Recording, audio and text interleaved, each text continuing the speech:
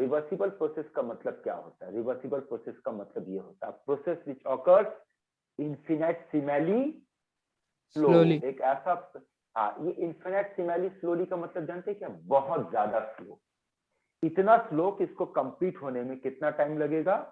Infinite time लगेगा।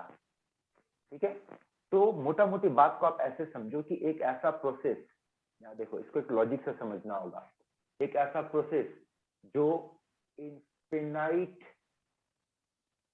Simli slow होगा, in short very very very slow होगा, और उस प्रोसेस को कंप्लीट होने में कितना टाइम लगेगा? इनफाइनाइट टाइम लगेगा। वो प्रोसेस कितने स्टेप में कंप्लीट होगा? इनफाइनाइट स्टेप में कंप्लीट होगा। लेकिन हर स्टेप, एवरी स्टेप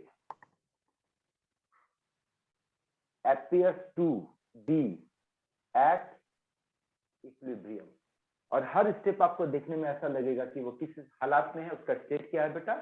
इक्विलिब्रियम पे है। इसको आप कहोगे रिवर्सिबल प्रोसेस। देख तो बात पल्ले पड़ रहा, बोलो। हाँ बात सर। करो बेटा, लोग बात करो, बात पल्ले पड़ रहा? हाँ सर। हाँ क्या सर। पल्ले पड़ा? हाँ देखो, यहाँ पर देखो, ज्यादा दिमाग लगाना ही नहीं बेटा, सिर्फ इतना दिमाग रखो कि ऐसा कोई भी प्रोसेस जो बहुत बहुत बहुत स्लोली हो, और इतना स्लो हो कि इसको कंप्लीट होने में इनफाइनाइट टाइम लग जाए, इतना स्लो हो कि वो इनफाइनाइट स्टेप में कंप्लीट हो, और हर स्टेप क्या लगेगा? इक्विलिब्रियम पे लगेगा। ये इक्विलिब्रियम का मतलब यहाँ पे बैकवर्ड और फॉरवर्ड रिएक्शन वाला इक्विलिब्रियम नहीं है बेटा, यहाँ पे कुछ और इक्विलिब्रियम है। तो ऐसा प्रोसेस को आप रिवर्सिबल कहोगे। और मजेदार बात चीज क्या पता है कि जो रिवर्सिबल प्रोसेस होता है वो एक्चुअली में डज नॉट एग्जिस्ट, ऐसा कोई कंसेप्ट होता ही नहीं है। प्रैक्टिकली ये कंसेप्ट नहीं होते, ये पूरी थ्योरेटिकल कंसेप्ट है बेटा। कैसे क्या है? चलो यहाँ पे एक एग्जाम्पल से, एक लॉजिक से समझाते, समझना, यहाँ पर ध्यान देना। मान लो कि हमारे पास एक इस तरीके का कंटेनर है जिसमें मूवेबल पिस्टन लगा हुआ है। ये पिस्टन लगा हुआ, आप इसको ऊपर नीचे कर सकते हैं, और इसके अंदर गैस मौजूद है। आप क्या कि पिस्टन को दबा करके यहां तक लेकर के चले, फॉर एग्जांपल आप पिस्टन को दबा करके यहां तक, और ये अंदर में गैस है, ये अंदर में गैस है। अब कुछ लॉजिक पे बात करेंगे, पिस्टन को लेकर के नीचे चले। बोलो पिस्टन को नीचे में लाने के लिए क्या करना पड़ेगा? कुछ तो एक वजन डालना पड़ेगा उसके ऊपर, कुछ तो एक प्रेशर लगाना होगा। ठीक है, हाँ फोर्स हाँ करना सर। पड़ेगा, सर फोर्स करना पड़ेगा। हाँ। मान लो इसके ऊपर जो हम प्रेशर लगाए हैं, या वेट डाले या फोर्स जो भी डाले हैं, यहाँ जानते ये क्या डाले हैं? मान लो ये बालू है, इतना सारा बालू है, sand okay sir, okay sir. ठीक है, लॉजिक से समझना बेटा, क्योंकि ये कंसेप्ट एग्जिस्ट करते ही नहीं है, तो इसके लिए आपको हम एग्जैक्ट एग्जांपल नहीं दे पाएंगे, तो इसको लॉजिक से समझना होगा। ठीक है, तो ये ब्लू कलर का क्या है बेटा? सैंड है। अब जो सवाल पूछेंगे, मेरे सवाल का जवाब देना। ठीक है, कि अगर आपसे कहा जाए इस पिस्टन को ऊपर लाना है, तो बोले इस पिस्टन को वापस ऊपर लाने के लिए क्या करना पड़ेगा? सैंड को हटाना पड़ेगा। सर साइन कब करना पड़ेगा सर? हाँ, साइन सैंड कब करना को पड़ेगा? हटाना। अब सैंड को हटाने का क्राइटेरिया जरा ध्यान से समझना, लॉजिक को यूज करना, कि आपको पिस्टन को वापस ऊपर लेकर के जाना और सैंड को हटाना, और सैंड को हटाने के क्राइटेरिया क्या दिया गया बेटा? कि आप सैंड का एक एक दाना उठाओ, एक दाना फिर एक दाना फिर एक दाना, इस तरीके से उठाओ। ठीक है, तो चलो लॉजिक से जवाब सर। दो कि अगर सैंड का एक दाना उठाते हैं तो क्या पिस्टन ऊपर आएगा? नहीं सर। No sir. थोड़ा सा आएगा बट पता नहीं चलेगा। सर बहुत, हाँ, ये बेटर आंसर सर बहुत कम है, ये होगा। बेटर। बोले सर सर यहाँ पे अगर हम negligible लोग, होगा सर। है ना, नेग्लिजिबल होगा, है ना। हाँ अच्छा, फिर सर। बोलेंगे फिर एक उठाओ, हाँ वो भी नेग्लिजिबल होगा। है ना। इसलिए हर स्टेप में आपको क्या लगेगा कि वो तो हिला ही नहीं, वो तो अपनी जगह पर है। हाँ सर। तो उस हिसाब से बेटा अगर आपको पिस्टन को ऊपर तक लाना है तो ऐसे कितनी बार आपको स्टेप करना पड़ेगा? Sir infinite infinite time. Times. है ना। और ऐसे में अच्छा, कितना हाँ सर। टाइम लग जाएगा? ऐसे में कितना टाइम लग जाएगा? Infinite Infinite time. time। और ये वाला लाइन अब देखो तो पढ़ के समझ में आ रहा है कि हर स्टेप, जब भी आप एक दाना उठाओगे तो दाना उठाने के बाद वाला जो स्टेप आपको क्या लगेगा? ये वाला लाइन देख तो समझ में आ रहा है? हाँ सर। हाँ सर। है ना। हर स्टेप आपको क्या लगेगा कि वो वहीं पर है, इक्विलिब्रियम पे ही है। हाँ तो सर, ऐसा सेम ही है step सर। समझ में आ रहा बात? तो ऐसा कंसेप्ट को हम लोग क्या कहेंगे? ऐसा प्रोसेस को हम लोग क्या कहेंगे बेटा? ऐसा प्रोसेस को हम लोग कहेंगे रिवर्सिबल प्रोसेस। प्रोसेस। बात आया समझ में? प्रोसेस। हाँ क्लियर है सर। यहाँ तक? हाँ सर। Okay sir. अब दूसरा सिनारियो देखो। अब एक सिनारियो देखो, मान लो फिर से मेरे पास पिस्टन है, पिस्टन के ऊपर वो वजन डाले और पिस्टन को नीचे लेकर के चले हैं, और पिस्टन को नीचे लाने के लिए क्या किए बेटा, बालू डाले। ठीक है, अब अगर बोले कि एक झटके में पूरा बालू को उठा ले, एक झटके में, तो बोल पिस्टन हाँ ऊपर सर। आएगा? हाँ हाँ सर। सर आएगा सर। आएगा ना? Yes sir. और एक ही झटके में पिस्टन भी ऊपर आ जाएगा। हाँ हाँ सर। सर फास्ट होगा। जब वो अपना जर्नी कवर कर रहा होगा, नीचे से ऊपर आ रहा होगा, ठीक उसी मोमेंट पे क्या वो इक्विलिब्रियम अचीव कर पाएगा? नो नहीं होगा। सर, नहीं जैसे होगा यहाँ सर हर कभी। मोमेंट, जिसमें हर स्टेप पे आपको इक्विलिब्रियम दिख रहा है, यहाँ ऐसा कोई इक्विलिब्रियम दिखेगा? नहीं नहीं दिखेगा। सर, जब वो नहीं सर। नहीं सर, तो ऐसा प्रोसेस को हम लोग बोलेंगे इरिवर्सिबल। Irreversible process. ओके अब सर। इरिवर्सिबल प्रोसेस का प्रॉपर्टी क्या होगा? ऐसा प्रोसेस जो वेरी फास्ट होगा, हाँ सर, है ना? इक्विलिब्रियम नहीं ऐसा दिखेगा सर। प्रोसेस ऐसा प्रोसेस जो एक या दो स्टेप में कंप्लीट हो जाएगा। हाँ सर। ऐसा प्रोसेस जो इनफाइनाइट टाइम नहीं, फिनिट टाइम लेगा, फिनिट टाइम। Yes sir. ऐसा प्रोसेस को हम क्या कहेंगे? इरिवर्सिबल प्रोसेस कहेंगे। हाँ सर। ठीक है, बात समझ में हाँ। आ रहा है? हाँ ठीक है, सर। हाँ सर। तो ये पढ़ो, इरिवर्सिबल प्रोसेस देखो क्या बोल रहा है। Process goes from initial to final step in single single step. Step. Single step. कितने टाइम में जाएगा? फिनिट टाइम में फाइनाइट जाएगा, टाइम कैन नॉट है ना? Be reverse. और can not be reverse. Reverse. इसलिए इसको आप क्या कहोगे? इरिवर्सिबल प्रोसेस कहोगे। ठीक है, समझ में आ रहा बात? और जबकि हाँ सर। सर। देखो रिवर्सिबल प्रोसेस के लिए आपको यहाँ पे एक पॉइंट क्या दिया गया, पढ़ो ये वाला लाइन, ये वाला आखिरी वाला लाइन पढ़ो तो क्या बोल रहा है? Ideal processor. है ना? हाँ सर। प्रैक्टिस में एग्जिस्ट नहीं करता है। और इरिवर्सिबल प्रोसेस के लिए पढ़ो तो देखो क्या बोल रहा है। हाँ सर। हाँ सर। समझ में आ रहा है बेटा लोग बात? तो फिर से सुनो, हाँ सर। ज्यादा दिमाग ज्यादा, हाँ बोलो। सर एक क्वेश्चन है सर, जहाँ लिखा हो sir can't be reversible, can't be reverse, वो सर हाँ। अगर हम लोग साइन और दे देंगे सर उसमें तो फिर उसी नहीं, देखो आपको देखो लॉजिक को समझना होगा। पहले लॉजिक को ये समझो, उसी मोमेंट पे, जिस मोमेंट पे आप काम कर रहे हो। जैसे कि रिवर्सिबल अच्छा। प्रोसेस में देखो ना, हर मोमेंट पे क्या लग रहा है कि जहां पर है वहीं पर है ना? हाँ सर, हाँ सर, हाँ बस मोमेंट पे अगर बातचीत किया जाए तो उस मोमेंट पे आप रिवर्स नहीं कर सकते। ठीक है, हाँ सर, हाँ तो ये हाँ हो नहीं गया हो बेटा। सर। ठीक है, अच्छा समझ ठीक। में आई ये बात? तो ये हो गया रिवर्सिबल हाँ एंड ठीक सर, ठीक। Irreversible process. ठीक है, अब आओ अगला टॉपिक पे बात करते हैं, extensive properties and intensive properties. बड़ा मजेदार चीज है बेटा, समझना इसको। देखो ये बड़ा इंटरेस्टिंग चीज आपको मिलने वाला है, इंटेंसिव प्रॉपर्टी और एक्सटेंसिव प्रॉपर्टी हम लोग किसको बोलते हैं।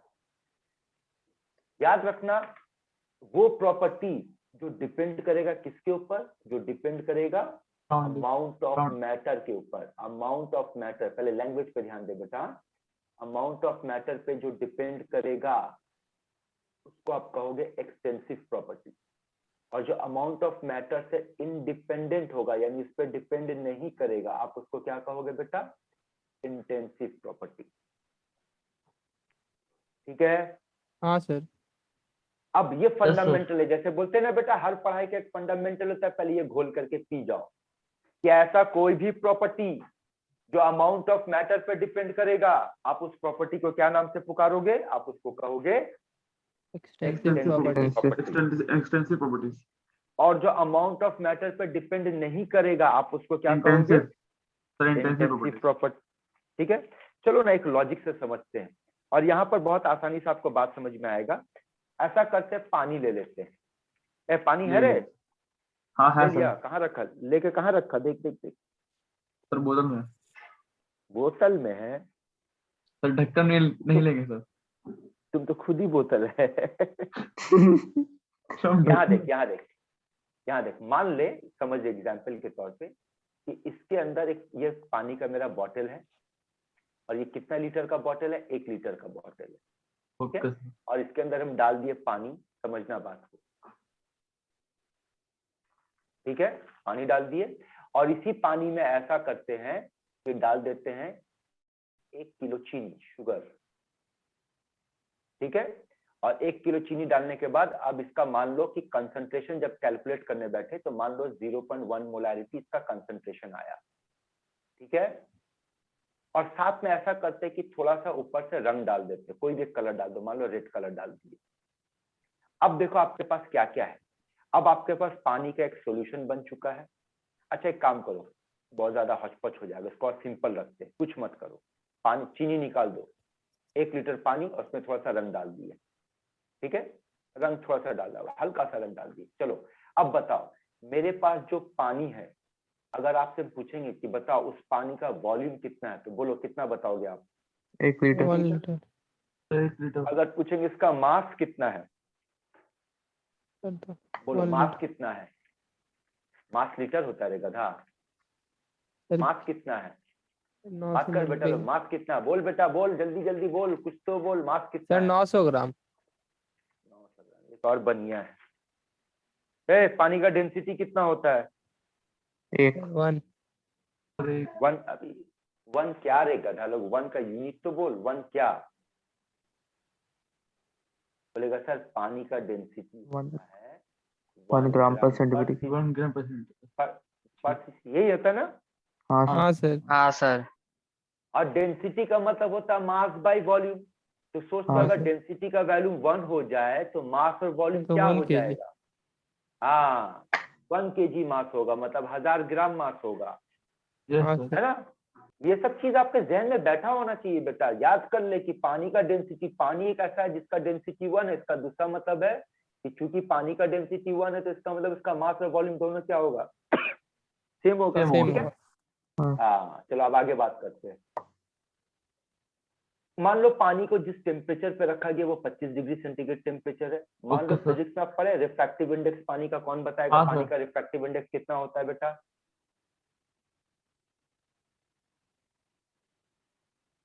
1.33 पढ़े sine i by sine R पानी के लिए। फिजिक्स में आप लोग ऑप्टिक्स हुआ बेटा, ऑप्टिक्स सर अभी होगा नहीं सर सर। अभी।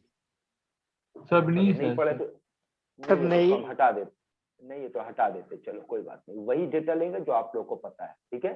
चलो ये हो गया, पानी का डेंसिटी ले लिए, ये ले लिए, ये ले लिए।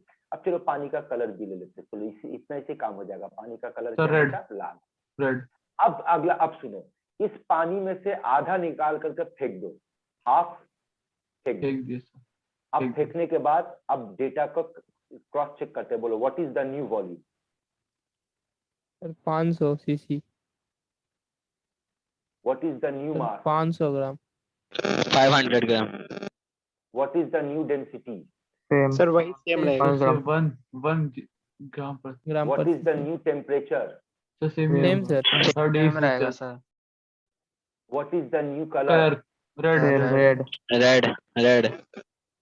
अब अगर आप बात समझ में आ गया तो सवाल का जवाब दो ऊपर से कि बाय डेफिनेशन ये जो 5 प्रॉपर्टी है, वॉल्यूम, मास, डेंसिटी, टेम्परेचर और कलर, बताओ इन प्रॉपर्टी में से आप किसको एक्सटेंसिव प्रॉपर्टी का नाम देना चाहोगे, किसको इंटेंसिव प्रॉपर्टी का नाम देना चाहोगे? सर वॉल्यूम और mass sir volume extensive volume of extensive और तब सर इंटेंसिव प्रॉपर्टी। इंटेंसिव। हाँ सर। Intensive property. हो गया हाँ, कंसेप्ट क्लियर? देख तो हाँ हाँ सर। सर। हाँ सर। तो डेफिनेशन समझ आया कि नहीं? बोल। हाँ सर। Fundamental yes, sir. समझना है ना कि वो प्रॉपर्टी जो अमाउंट ऑफ मैटर पे डिपेंड करेगा उसको एक्सटेंसिव कहेंगे और जो इंडिपेंडेंट होगा उसको इंटेंसिव प्रॉपर्टी कहेंगे, ठीक है। हाँ सर। आया समझ में? अब देखो एक मजेदार चीज आपको दिखाते हैं, बोलो मास एक्सटेंसिव है या इंटेंसिव है? Sir extensive. एक्सटेंसिव प्रॉपर्टी का। वॉल्यूम एक्सटेंसिव है या इंटेंसिव है? एक्सटेंसिव। Extensive properties. Extensive। और मास और वॉल्यूम को डिवाइड करने पे क्या बनता है? Density। डेंसिटी बनता है। डेंसिटी। और सर डेंसिटी इंटेंसिव कौन सा प्रॉपर्टी। प्रॉपर्टी? हाँ तो एक Intensive फॉर्मूला है। याद रखना, extensive property by by extensive property equal equal to to intensive property. हाँ सर। Intensive property. Intensive आया बात property, समझ sir. में? हाँ सर। क्लियर है बेटा लोग? आगे हाँ बढ़े। सर। हाँ हाँ सर। सर। ये सारा कुछ आपके नोट्स पे दिया हुआ, पढ़ लेना, यहाँ पे एक्सप्लेन कर दिया। अब देखो अगला टर्म क्या पढ़ने जा रहे हैं। यहाँ देखो स्टेट फंक्शन पढ़ ली थे बेटा। स्टेट फंक्शन किसको कहते हैं? हाँ सर। जो डिपेंड करता है किसके ऊपर? पाथ। पाथ पे।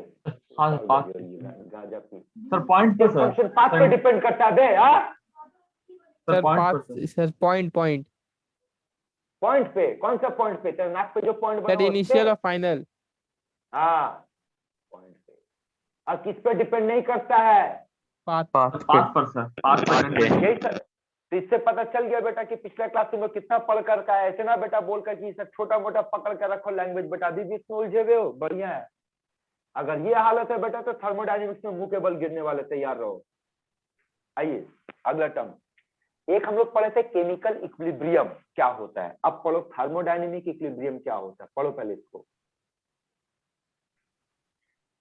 थर्मोडायनेमिक इक्विलिब्रियम क्या होता है पढ़ो इसको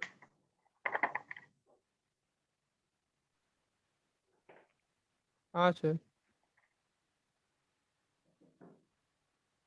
क्या होता है बोलो क्या समझ में आया तो जब टेम्परेचर कांस्टेंट रहेगा जब तीनों इक्विलिब्रियम कौन सा इक्विलिब्रियम मैकेनिकल इक्विलिब्रियम अब मैकेनिकल इक्विलिब्रियम का मतलब क्या होगा ऐसे जिसमें कोई काम ना हो no work is done thermal equilibrium ऐसा जहां पर टेम्परेचर चेंज ना हो केमिकल इक्विलिब्रियम ऐसा जहां पर composition of system remains constant जहां पर तीनों इक्विलिब्रियम एक साथ पाया जाएगा उस इक्विलिब्रियम को हम क्या नाम से पुकारेंगे उसको बोलेंगे बेटा थर्मोडायनेमिक इक्विलिब्रियम ठीक है यहाँ तक हाँ सर चलिए अगला हेडिंग क्या पढ़ने जा रहे हैं बेटा हम लोग वर्क वर्क काम काम अब देखो वर्क डन का एक फॉर्मूला होता है बेटा उसको हम लोग बोलते हैं इंटेंसिटी फैक्टर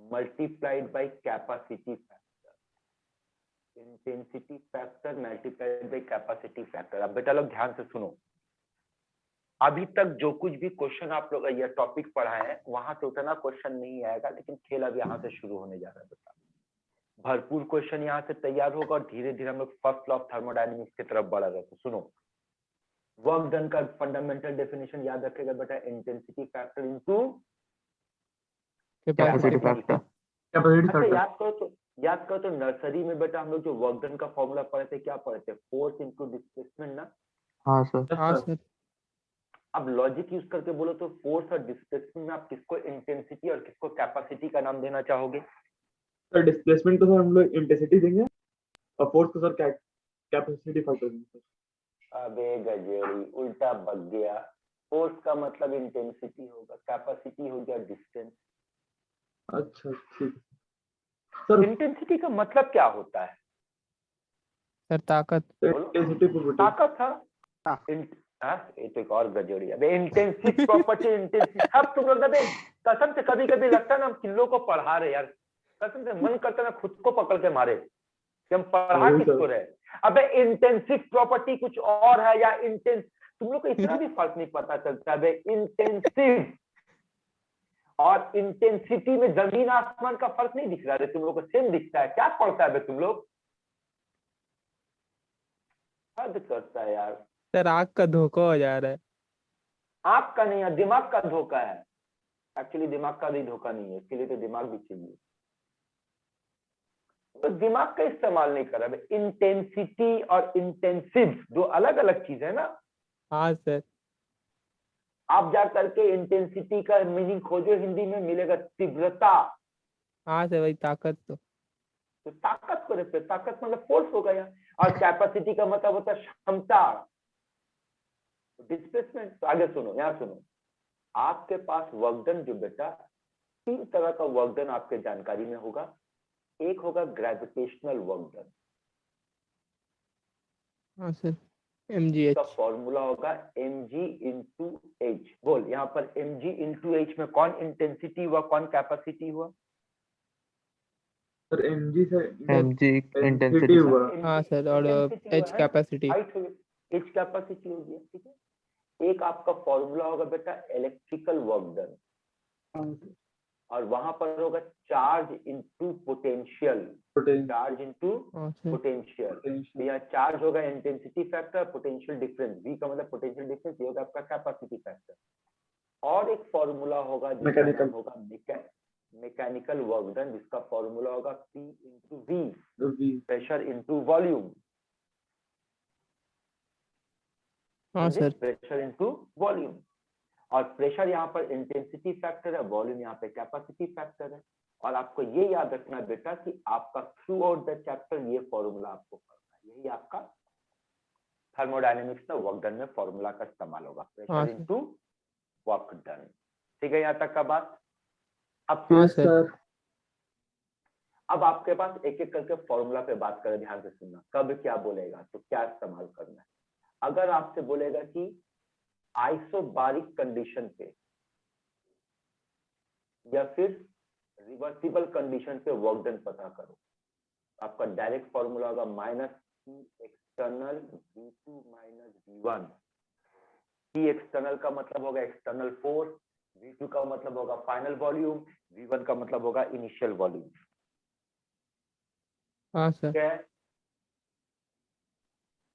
और अगर आपके क्वेश्चन पे कहा जाएगा आइसोथर्मल कंडीशन पे वर्क डन पता कीजिए या इरिवर्सिबल प्रोसेस के लिए वर्क डन पता कीजिए, तब आपका फॉर्मूला होगा work done is equal to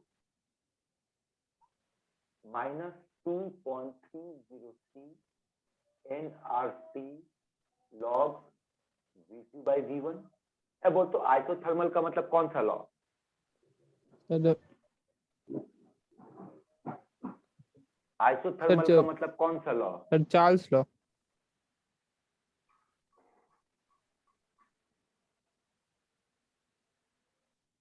अरे sir sorry sir, Boyle's law. Boyle's law sir. Boyle's law, Boyle's law sir. Boys law. तो बॉयल्स लॉ का फॉर्मूला क्या होगा? P1 V1 equals to P2 P2 V2। तो बोलते P1 by P2 का formula क्या आएगा? Sir V2 by V1 V2 by V1 होगा। हाँ हाँ सर। सर। तो देखो, तो इसी फॉर्मूला को हम ऐसे भी लिख सकते हैं माइनस 2.303 nRT log। बोलो, तुम लोग बोलो क्या लिख सकते P1 by P2 P2। P1 by P2 हाँ सर। P2। ठीक है। टोटल कितना प्रोसेस पढ़े थे बेटा? कई सारा प्रोसेस पढ़े थे, है ना? आप में से हाँ कोई सर। बताएगा कि अगर आइसोकोरिक प्रोसेस होगा तो वर्क डन क्या होगा?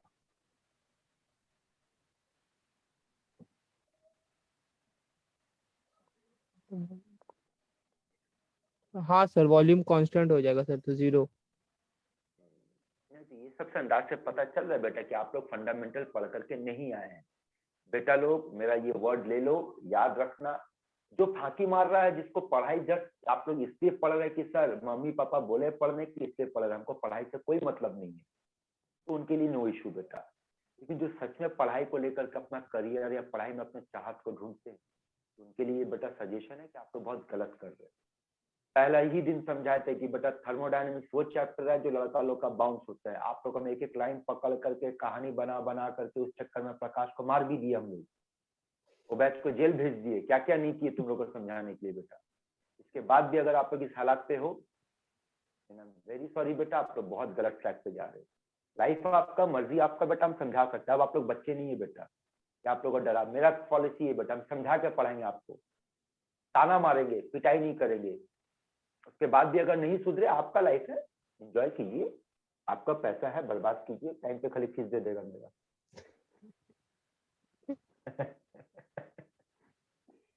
आइसोकोरिक में आपको पढ़ाया बेटा वर्क डन 0 होता है। हाँ सर, टेम्परेचर कांस्टेंट होगा। ठीक है, लो एक और गजड़ी सर सॉरी, वॉल्यूम मत सर, बोला सॉरी। कर बे, मत बोल। अब देखो बेटा, हम लोग भी इंसान है बेटा, हम लोग भी पढ़ाते पढ़ाते नहीं, हम लोग का बर्दाश्त करने का लिमिट होता है बेटा। सर आज आग का धोखा हो जा रहा है सर। नहीं बेटा, तुम तो वैसे बाई डिफॉल्ट ही हो, तुम्हारा दिमाग का किसका आग का धोखा बे? हाँ, मेडिकल करना कि इंजीनियरिंग? नहीं नहीं, तुम बता, मेडिकल की इंजीनियरिंग? Sir engineering engineering. तो हाँ, क्या इंजीनियरिंग करेगा बे? बिल्डिंग बनाने बैठेगा, फिर आग का धोखा, बिल्डिंग बैठ गया, करोड़ आदमी मर गया, आग का धोखा बोलने से चलेगा? नहीं सर। तो जिम्मेदारी लेना होगा। बड़ा सपना हाँ देखने सर। से नहीं होता, खाली मुंह चीर कर बोल दिया हमको डॉक्टर बनना, इंजीनियर बनना है, उसके लिए वो जिम्मेदारी उठाना पड़ेगा। सपना देख लेगा कि हमको डॉक्टर बाबू बनना है, इंजीनियर बाबू बनना है। अब 4 नंबर सुन बेटा, अगर क्वेश्चन में एडियाबैटिक कंडीशन देगा और वर्क डन मांगेगा, वर्क डन का फॉर्मूला होगा nr T2 minus T1 by gamma minus 1। अब ये गामा क्या है बताएंगे बाद में। T2 V2 T1 V1 by gamma minus 1। और एक फॉर्मूला होता है NCV डेल्टा T। फिलहाल बेटा आपको क्या करना वो सुन लो कि आपको ये 3 फॉर्मूला याद होना चाहिए अभी फिलहाल बोर्ड लेवल के लिए। और ये अगर आप लोगों के पास नोट्स है सामने प्रिंटेड तो वहां से फॉलो करो, और अगर नहीं है बेटा लोग तो पहला काम ये करो कि सिर्फ इस 3 फॉर्मूला को फटाफट नोट कर लो। 3 फॉर्मूला को नोट करो, तो सिर्फ 3 को नोट करना है, एडियाबैटिक नोट करने की जरूरत नहीं है।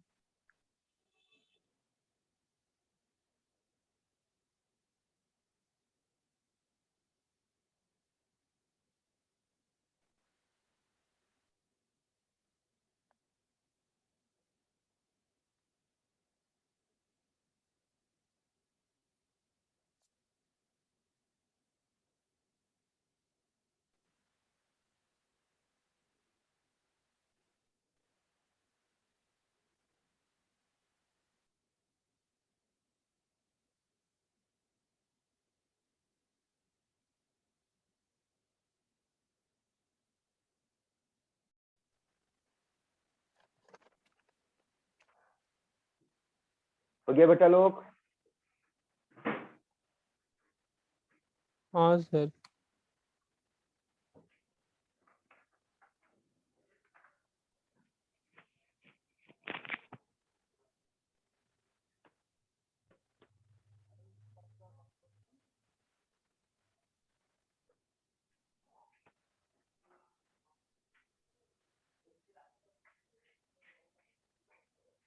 अगर आप लोगों से पूछा जाए कि कब कब वर्क डन 0 होता है बेटा, तो देखो कुछ लॉजिक बता रहे, सुनो।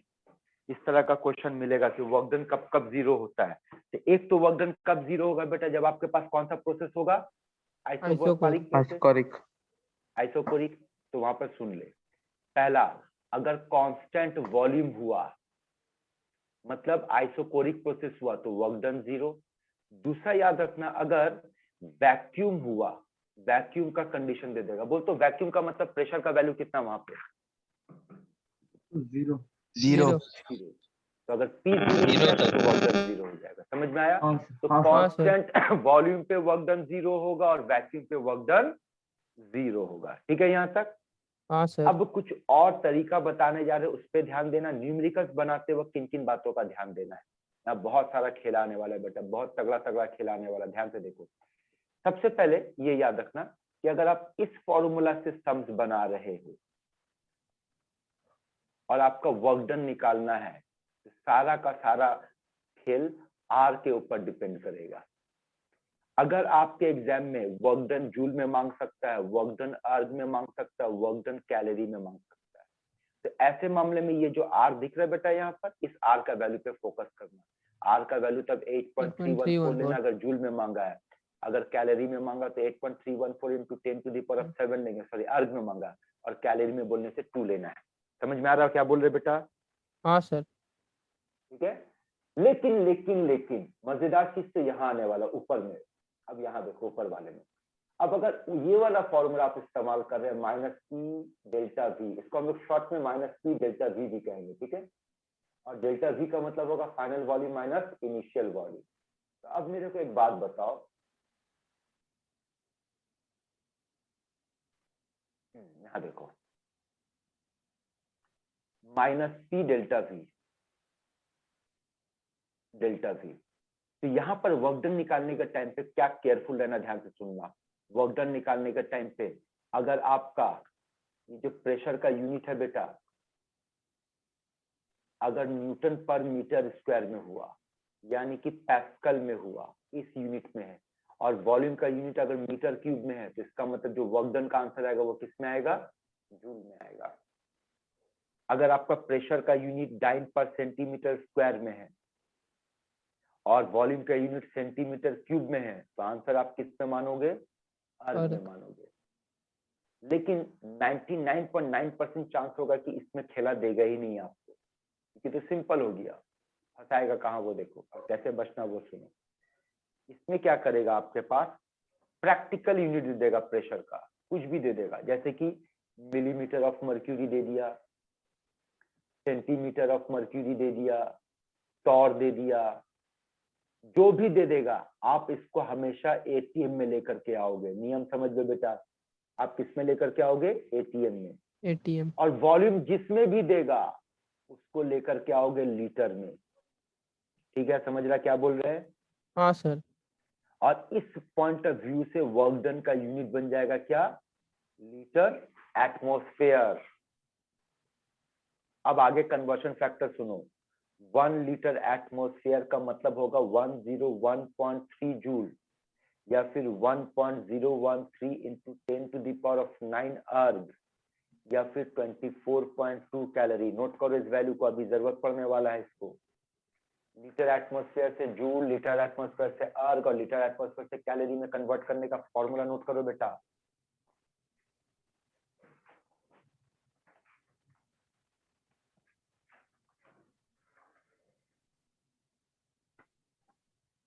हाँ सर, हो गया।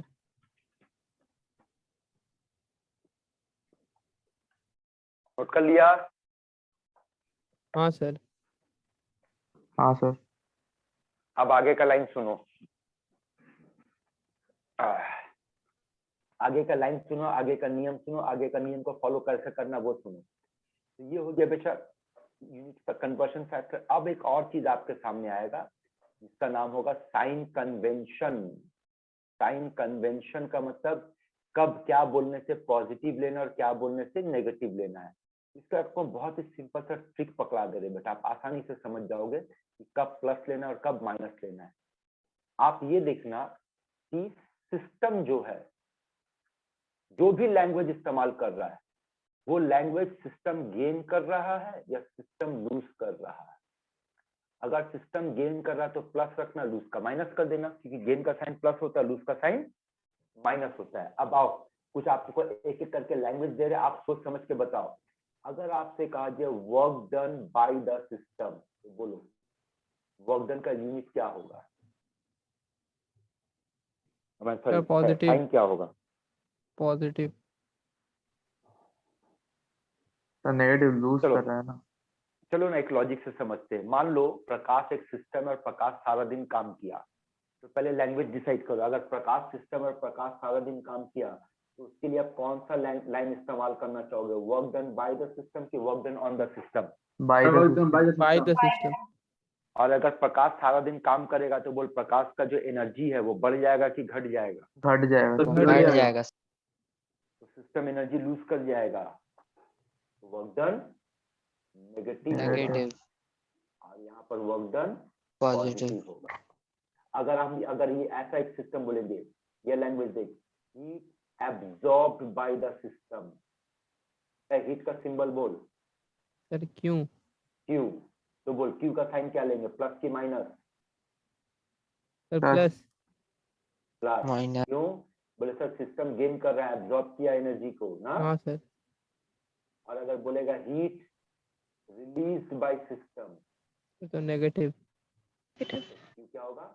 नेगेटिव होगा। ठीक है,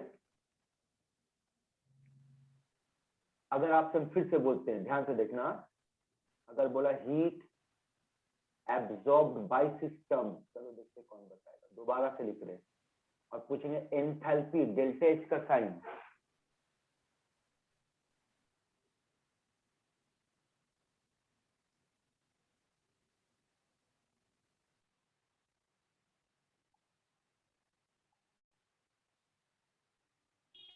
सर जी।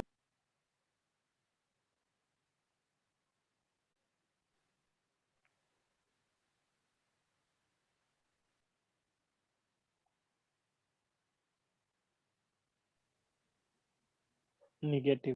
डूब मरो बेटा, तुम लोग डूब मरो, तुम लोग से कुछ ना होने वाला है। अभी लिख करके दिया कि भैया सिस्टम गेन करेगा, प्लस दिखाना, लूज करेगा, माइनस दिखाना, 2 लाइन में पकड़ा वाला, खुश हो गए। पता नहीं क्या दिमाग। अरे बेटा हर बॉल गुगली नहीं होता है रे पागल। अगर तुम लोग हर बॉल को गुगली समझ के खेलने बैठेगा तो कोई खेले नहीं खेल पाएगा। पढ़ाई हमेशा सिंप्लिसिटी से शुरू होता है, सिंपल वे में सोचना सीखो ना। बोलो रे। एक्सोथर्मिक प्रोसेस पढ़े आप लोग? हाँ सर। हाँ सर। बोलो तो एक्सोथर्मिक प्रोसेस माइनस। में डेल्टा एच का साइन क्या सिखाए थे? Minus minus. सर। देख तो यही लाइन तो है बे, heat release by the system, तो ही आप इसको एक्सोथर्मिक बोलोगे। हाँ सर। हाँ सर। अब हाँ बोल के क्या फायदा बे, जब आंसर देना था तब नहीं दे पाया। सर कोई आ हाँ? गया था सर यहाँ पे। प्रकाश तुम सर एक चीज म्यूटेड जान थे लो सर। बेटा, नहीं नहीं म्यूटेड का बात नहीं है, तुम एक चीज जान लो कि एक चीज हमको अब तक तेरे लिए जो समझ में आया वो ये है कि दुनिया इधर का उधर हो जाए, तेरे पास हर चीज का बहाना तैयार होता है। और हम पहले ही बोल दिए बेटा, कामयाबी हासिल करना तो एक फॉर्मूला दिमाग में बैठा लो, बहाने के देयर इज नो एक्सक्यूज, बहाने के लिए कोई जगह नहीं है।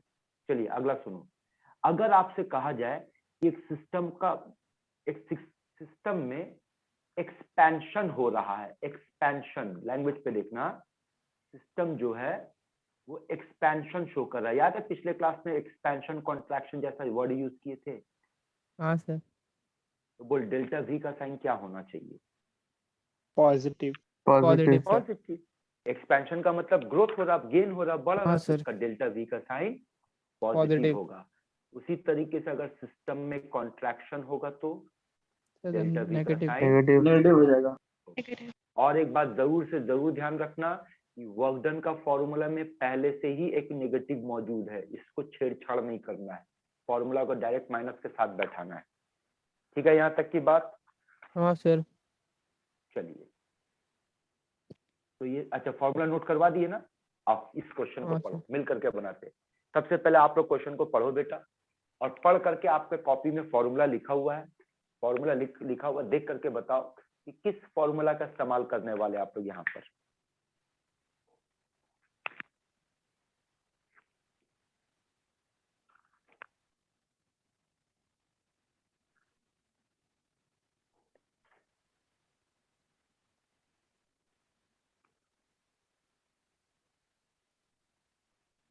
बोलो किस फॉर्मूला का इस्तेमाल सर करने वाले माइनस बेटा आप लोग? 2.303 एनआरटी।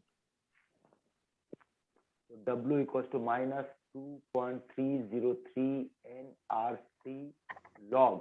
अब देखो वहां दो चीज लिखा है, V2/V1 और P1/P2, कौन सा हाँ फॉर्मूला सर। इस्तेमाल करोगे बोलो? Sir P1/P2। P1/P2। P2।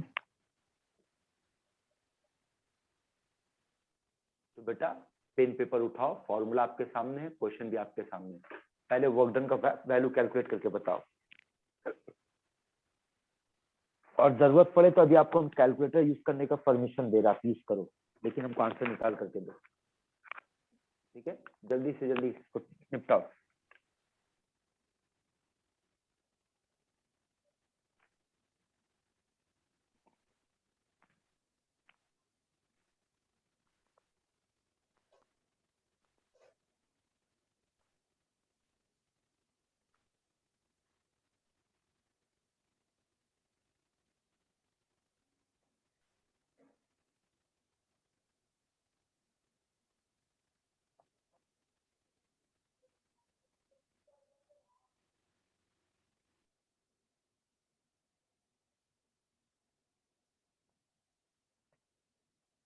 Sir option B.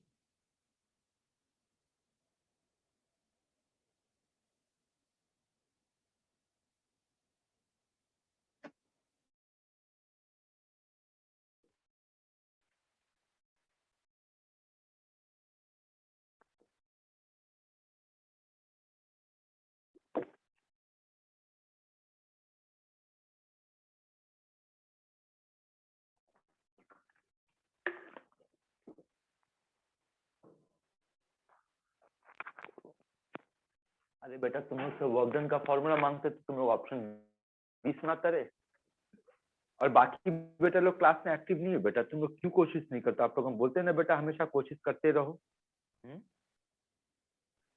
गलती करने से तुम लोग क्यों सर डरते, टू तुमको टू पता नहीं?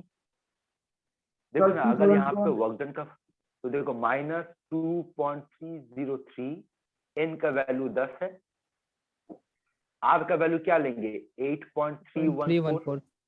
ताकि मेरा आंसर हाँ। SI में आए। हाँ टेम्परेचर सर कितना दिए बेटा? 300। 300 केल्विन। लॉग बोलो इनिशियल प्रेशर कितना और फाइनल प्रेशर कितना है? सर Initial 10 और 10 1 10/1, तो इसका वैल्यू क्या हो गया? 1 One. हो गया, One. है ना?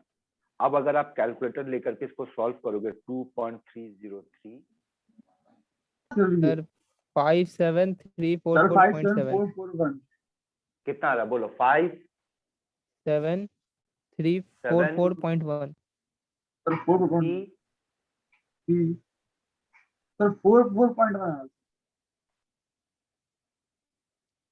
सर 344.1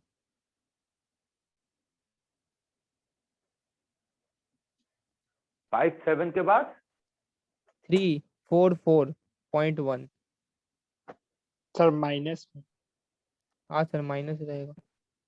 हाँ माइनस रहेगा, एक बार फिर से तुम लोग कैलकुलेट करो बेटा। सर 57441.42 आ रहा है यस सर यही आ रहा है। यही आ रहा सर आंसर। 3 कहाँ से प्रकाश झुकाया बे? तुम बोले ना प्रकाश तुम बेटा गजेड़ी हो गया है और कुछ नहीं, गांजा पी करके क्लास करने बैठता तुम। कहाँ से 3 तक से ढुकवाया? एक कैलकुलेशन देंगे बेटा, वो भी नहीं ढंग से करेगा बे तुम लोग। ए देख, इतना एनर्जी क्या हुआ? वर्क डन माइनस का मतलब क्या हुआ बोल? इतना जूल एनर्जी सिस्टम से रिलीज हुआ, रिलीज हो गया सर। है ना? अब इतना एनर्जी को किस काम में लगाया गया? आखिरी लाइन पढ़। लिफ्ट करना। मास को 100 मीटर लिफ्ट करने के लिए। हाँ सर। है ना? सर तो mgh वाला है? फॉर्मूला लगाएंगे। हाँ, हाँ, सर। अब बोलेंगे कि ये जो भी एनर्जी है 57441.426 it must be equals to mgh, हाँ सर। और m का वैल्यू मांगा है। चलो काम पे लगो। तो बोलो हाँ ना सर, क्या करोगे? B। जो आंसर आया उसको किससे डिवाइड करेंगे? सर 1000। 1000 से डिवाइड कर दो, हाँ क्योंकि सर। g का वैल्यू कितना लेंगे? 10 10 सर भी आया सर। और rh का वैल्यू 100 है। 1000 से करने पे कितना आ रहा है? 574 57.44 57.4 इसका नियरेस्ट आंसर कौन है मेरे पास? यही है। और नॉन सर सर, एक इतना नियर question में है, कर सर। देंगे ठीक सर। सर नन और है। अच्छा ये अभी जाहिल वाला बात क्या है पूछता है बे? तुम जो पूछा सर इतना none of नियर में these है कर देंगे, ना। तेरा और कौन सा ऑप्शन है? हाँ, सर नन ऑफ दिस। आए रे मेरा किस्मत, तुम लोग से नहीं होगा बे। तुम लोग के पास लॉजिक नहीं है, साइंस पढ़ने के लिए लॉजिक चाहिए। सर पूछ अबे रहे हैं सर। तेरे नहीं पूछने का कोई लॉजिक ही नहीं बनता है यार यहाँ पर, कि एक आंसर 57 पॉइंट समथिंग आया और आपको 50.8 पॉइंट समथिंग दिख रहा है और आपको नन ऑफ दिस भी दिख रहा है। तुम नन ऑफ दिस के लिए कैसे सोच सकता है? क्वेश्चन पूछ रहा ठीक है बेटा, लेकिन एक क्वेश्चन में लॉजिक होना चाहिए। तुम लोग क्या सवाल ठीक है पूछ सर, रहा है? ठीक है। सर, एक क्वेश्चन है, सर। फालतू फालतू सवाल पूछता है। एक अच्छा सवाल पूछ, किसको बताने में मजा भी आए। तू लोग सवाल पूछता है ऐसा ना, इससे लगता है कि बेटा तुम लोग सोचने का लेवल कितना नीचे है। ए फॉर्मूला का यूज समझ में आया बेटा आप लोग को? हाँ सर, सर। एक क्वेश्चन है, सर। बोलो बेटा। सर, आप जो फॉर्मूला दिए थे, सर, वो आइसोथर्मल और इरिवर्सल प्रोसेस के लिए था, तो सर ये तो रिवर्सल प्रोसेस था। क्या चीज? सर, क्वेश्चन में जो दिया है आइसोथर्मली एंड रिवर्सिबली, सर जो फॉर्मूला था वो आइसोथर्मल और इरिवर्सिबल प्रोसेस के लिए था।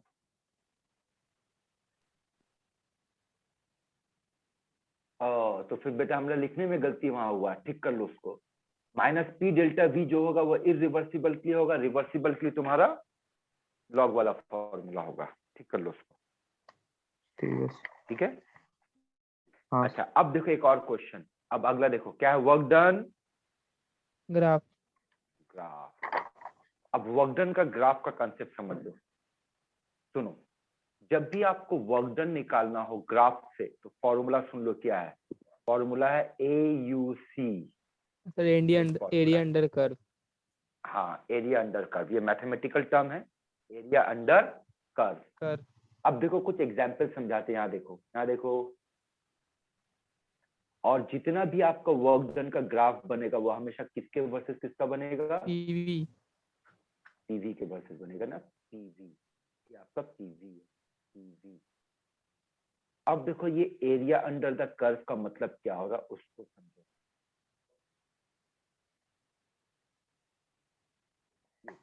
ठीक है, अब ये देखो, मान लो आपके ग्राफ में क्वेश्चन दिया हुआ कि भाई इसका वर्क डन निकालो, इसका वर्क डन निकालो, इसका वर्क डन निकालो, इसका वर्क डन निकालो, इसका वर्क डन निकालो, ठीक है। आपको बोल दिया मान लो कि इसका वर्क डन निकालो, इसका वर्क डन निकालो, आपको बोल दिया इसका वर्क डन निकालो, आपको बोल दिया इसका वर्क डन निकालो, आपको बोल दिया इसका वर्क डन निकालो। तो देखो इसका आप इसका वर्क डन निकालोगे कैसे? आप क्या करोगे, जहां से निकालना है यहाँ से परपेंडिकुलर ड्रॉप करो और ये एरिया हाँ निकालो, सर। ये कहलाएगा हाँ सर। Area under curve. इस एरिया में जो भी हाँ आंसर सर, आएगा वर्क वो डन वर्क डन होगा। वर्क डन होगा सर। यहाँ से आप परपेंडिकुलर ड्रॉप करेंगे बेटा, यहाँ से Okay. परपेंडिकुलर ड्रॉप करेंगे और इसका एरिया को निकालेंगे। ये जो होगा ये एरिया अंडर कर्व होगा। यहाँ से परपेंडिकुलर ड्रॉप करो, यहाँ से परपेंडिकुलर ड्रॉप करो, ये आपका एरिया अंडर कर्व हुआ। यहाँ से परपेंडिकुलर ड्रॉप करो, यहाँ से परपेंडिकुलर ड्रॉप करो, ये आपका एरिया अंडर कर्व हुआ। यहाँ से परपेंडिकुलर ड्रॉप करो, यहाँ से परपेंडिकुलर ड्रॉप करो, ये एरिया अंडर कर्व हुआ और ये एरिया अंडर कर्व होगा, ये एरिया अंडर हाँ कर्व सर। होगा, ये एरिया अंडर कर्व होगा और ये एरिया अंडर कर्व होगा। बोल तो समझ में आया एरिया अंडर कर्व का हाँ मतलब? सर। हाँ हाँ सर। सर। ठीक है बेटा। तो वर्क डन अगर ग्राफ पे पूछेगा तो आपको इस तरीके से कैलकुलेट करना है। ठीक है बेटा, लोग आगे बढ़ते हैं। ठीक है, अरे वाह, क्वेश्चन आ गया, आंसर दे।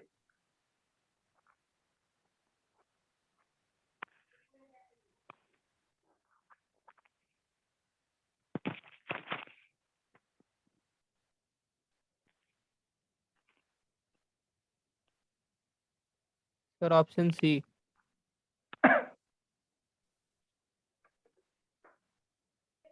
सर सी।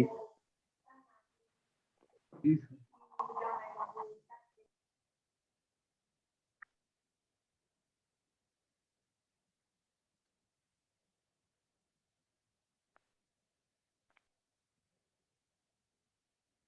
बाकी लोग बोल, बस 2 लोग आंसर, बाकी लोग बोल सर सी है, सर सी। आंसर। सी। बिल्कुल सही। देखो जो है ना, क्योंकि आपको क्या निकालना है बेटा, इसका एरिया निकालना है इस ट्राइंगल का, और हाँ ट्राइंगल का एरिया निकालने का फॉर्मूला क्या होता है? Half into base base into into height. Height. अब बेस कौन है? एसी है, हाँ सर। और एसी का वैल्यू कितना होगा? देखो तो ग्राफ से 2v1। बोले सर ये डिफरेंस निकालेंगे, यहाँ तक ये v1 है, ये 3v1 है, तो इसका वैल्यू यहाँ से यहाँ कितना होगा? 2v1। तो हाफ इंटू बेस के लिए बैठा देंगे 2v1, और हाइट बेटा ये निकालना है, तो हाइट कितना होगा? 6p1 से p1 मतलब 5p1। तो p1 या हाफ ऑफ कट गया, बचा क्या? 5 p1 v1। P1 तो v1। आपका आंसर होगा सी। आया समझ में? चलिए हाँ सर। इस क्वेश्चन का आंसर दीजिए और 4 आना इनाम में ले जाइए।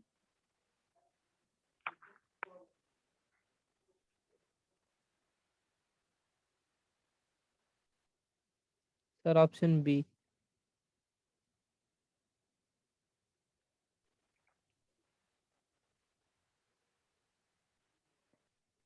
बाकी लोग बोलो बेटा।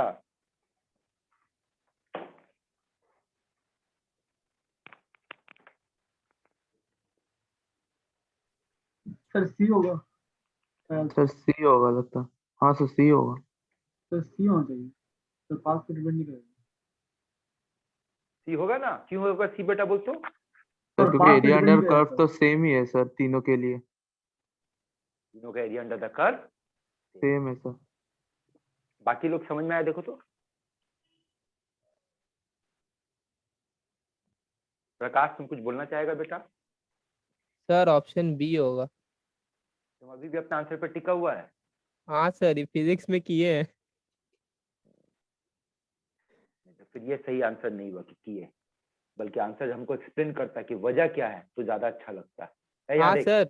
सर वहां से सर तो नीचे time area time under up curve time draw up करेंगे। Time up time up sir time up बोलने टाइम अप। दीजिए सर। देख सुनो, हाँ सर, नीचे ड्रॉ प्रोसेस करेंगे तो उसका ज्यादा आएगा। देखो तो प्रोसेस 1 की अगर बात करेंगे तो ये इसका एरिया कितना निकलेगा? इतना ही एरिया निकलेगा। हाँ सर।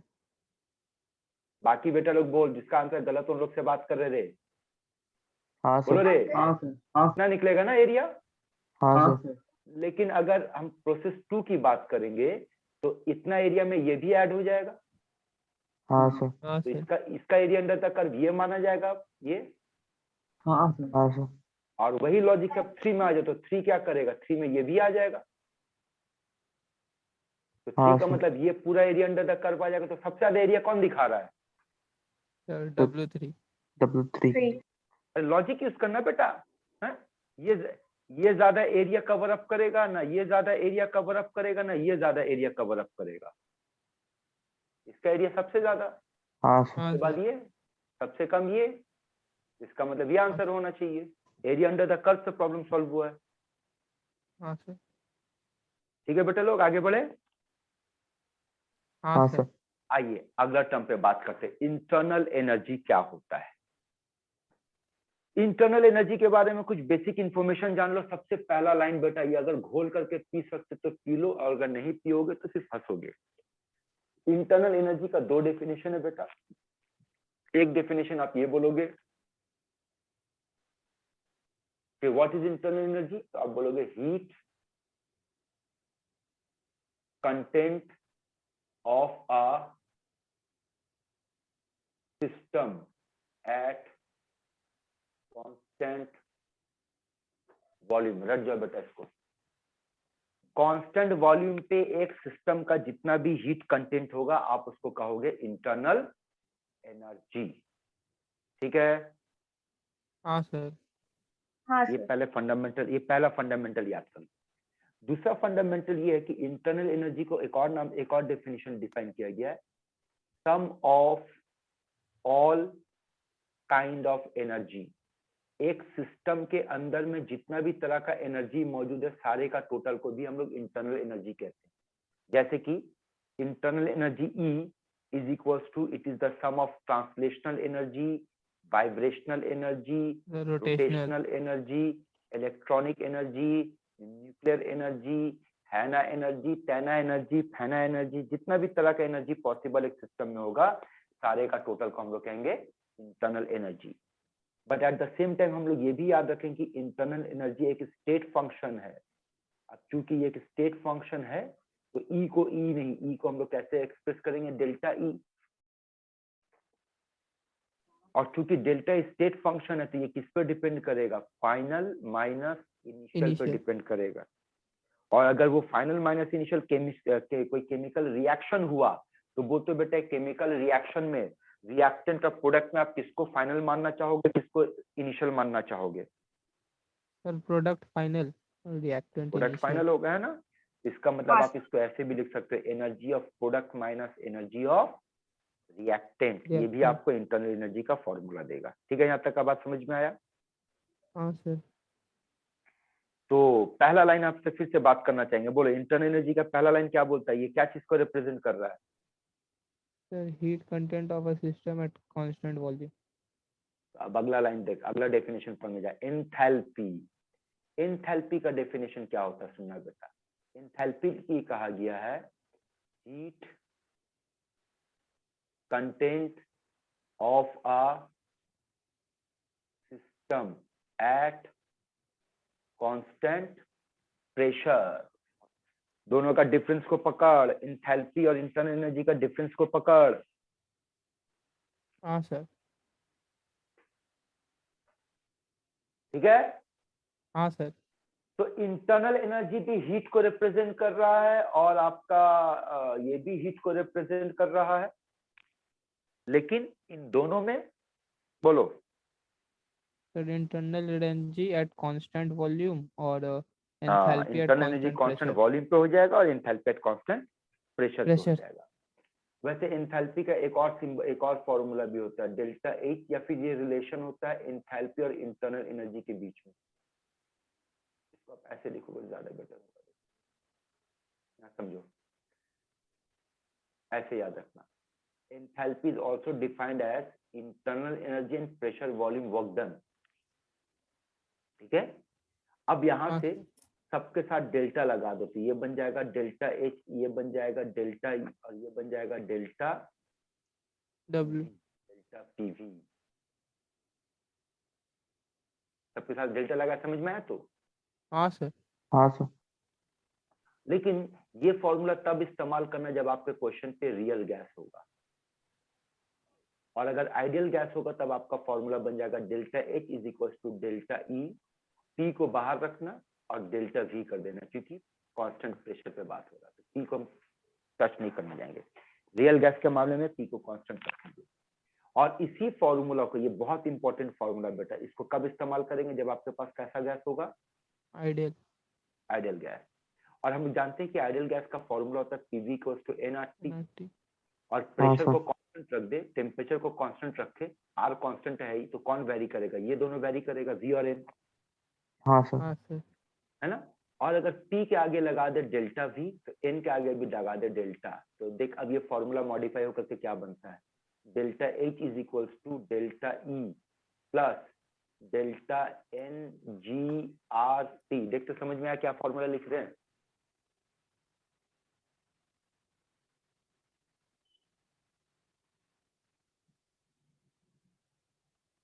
सर वहाँ जी क्या लिखे हैं? हाँ, यहाँ G जो रिप्रेजेंट करेगा, ये रिप्रेजेंट करेगा गैस। ठीक है सर। ठीक है, ये अभी हम लोग क्वेश्चन बनाने बैठेंगे तो बात समझ में आएगा। ठीक है, यहाँ तक का बात। हाँ तो सर। ये हो गया बेटा। अब यहाँ से तीन कंडीशन समझ लो बेटा कि अगर डेल्टा एन का वैल्यू 0 हुआ, अगर डेल्टा एन का वैल्यू 0 से ज्यादा हुआ, और अगर डेल्टा एन का वैल्यू 0 से कम हुआ, तो ऐसे मामले में डेल्टा एच और डेल्टा ई क्या डेल्टा हो जाएगा इक्वल। बेटा? इक्वल हो जाएगा। ऐसे हाँ सर। मामले में delta H will be greater हाँ। देन डेल्टा ई, और हाँ ऐसे सर। मामले में delta H will be your smaller than than delta E. Delta E. हाँ सर। ठीक है, समझ में आया? हाँ सर।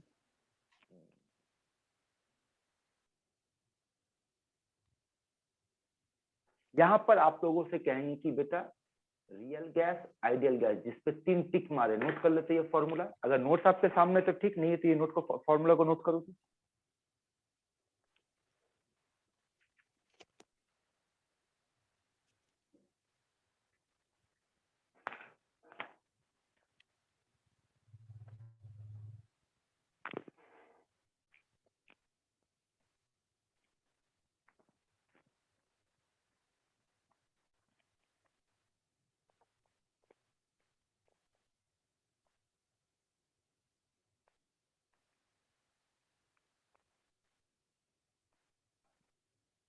हो गया सर।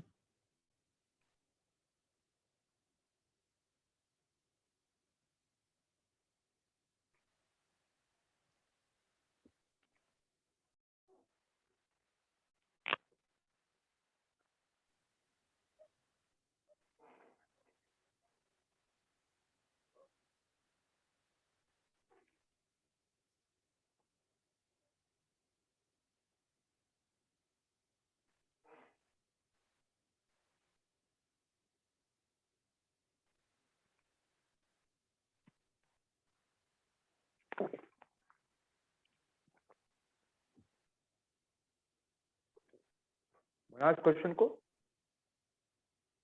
पहले पढ़ के बताओ, किस फॉर्मूला का इस्तेमाल करोगे बेटा? Sir del H is equals to del E plus del PV. देखो यहाँ फॉर्मूला इस्तेमाल होगा, del H is equal to del E plus del PV. Del PV. What is the meaning of del PV? So can we write something like this? Del H is equals to del E plus P2 V2 minus P1 V1। del PV का मतलब हाँ क्या होगा? Sir. PV का change, final हाँ PV sir. Minus initial हाँ PV। Sir. तो final हाँ सर। PV होगा P2 V2, इनिशियल होगा। अब देख सब कुछ पकड़ा दिया बेटा, फॉर्मूला बेटा सॉल्व कर, टेक्निकल आंसर।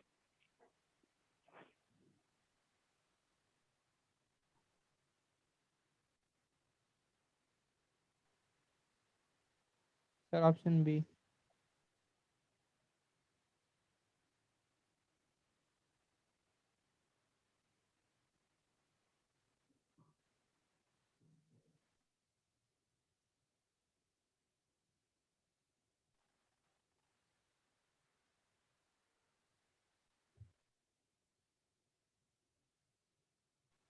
Option B.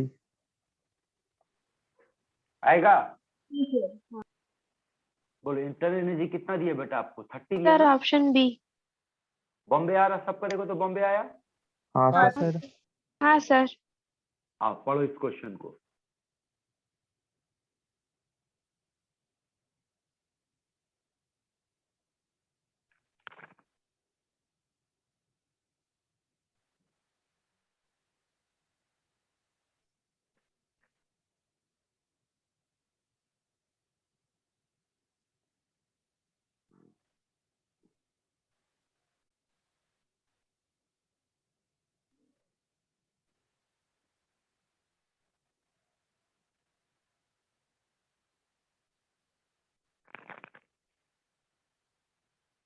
पढ़ा बेटा?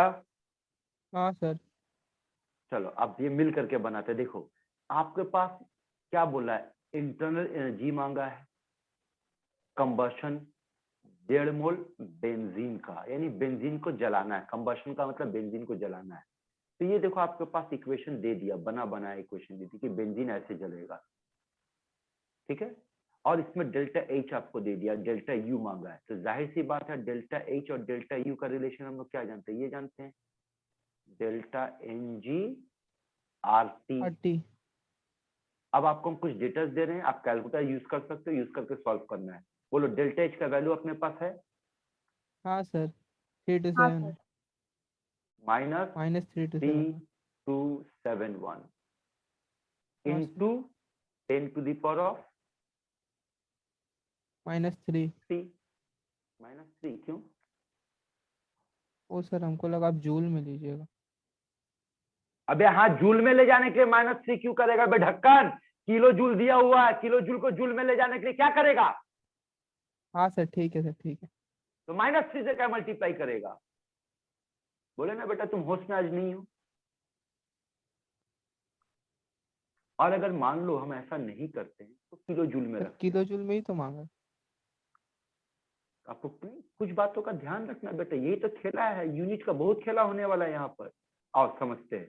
किलो जूल में ही मांगा, इसलिए हम जूल को मतलब किलो जूल को किलो जूल में छोड़ दिए, इसको हम चेंज नहीं करने गए, ठीक है बेटा, ये वैसे ही छोड़ दिए। हाँ सर। अब बोलो डेल्टा एन का वैल्यू कितना है? 0.5।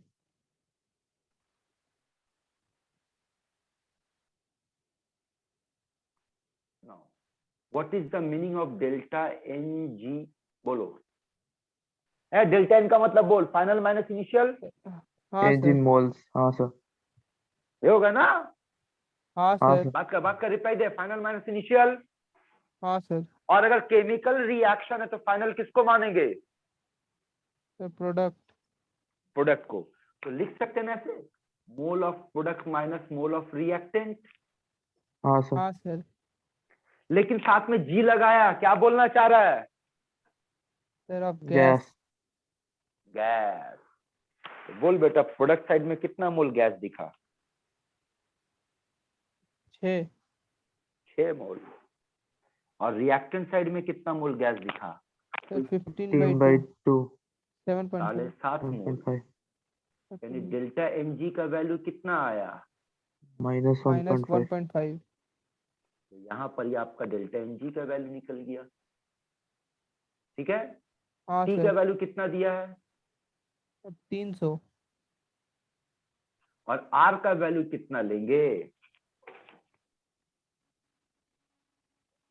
सर 8.314। और कोई बेटा बोलना चाहेगा? सर 0.082। प्रकाश, आज बेटा मेरा एक सजेशन है तेरे लिए, आज तुम चुप बैठो बेटा,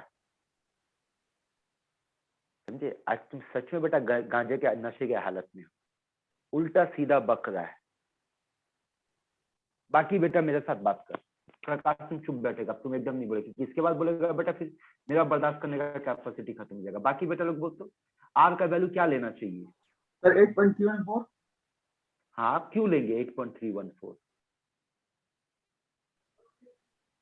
सर किस जूल में दिया हुआ सर? जूल में दिया हुआ है ना, लेकिन मोल में आपका भी। कैलकुलेशन तो किलो सर, जूल मोल में और है। हाँ सर, मोल मोल और जूल में सर, इसलिए। तो ये लेंगे, समझ इसको, अच्छा के अच्छा। समझ हाँ सर, हाँ सर। है ना। हाँ सर। जूल में होने का मतलब 8.314 जूल में होगा। हाँ सर, लेकिन किलो जूल आपका के जो लिए आंसर सर। तो हाँ सर, किलो जूल हाँ, के लिए सर मैं यही काम हम पहले कर रहे थे, यही काम हम पहले कर रहे थे। या तो बेटा सबको जूल में ले आओ, तो आर को चेंज करने का जरूरत नहीं पड़ेगा। और अगर हम किलो जूल में कैलकुलेशन करेंगे बेटा, तो आर को चेंज करना पड़ेगा। तो सारा डेटा आपके सामने बेटा, लोग लग जाओ तो काम पे, फटाफट कैलकुलेशन करके बताओ डेल्टा यू का वैल्यू कितना आ रहा है। सारा डेटा आपको हम निकाल करके दे दिए। पेन पेपर उठाओ, सामने आपका जो भी है कैलकुलेट करो, कैलकुलेटर वगैरह जो यूज करना करो। अभी हम एमसीक्यू के मोड में नहीं जा रहे, अभी कंसेप्ट पे बात करें, फटाफट सॉल्व करके बताओ।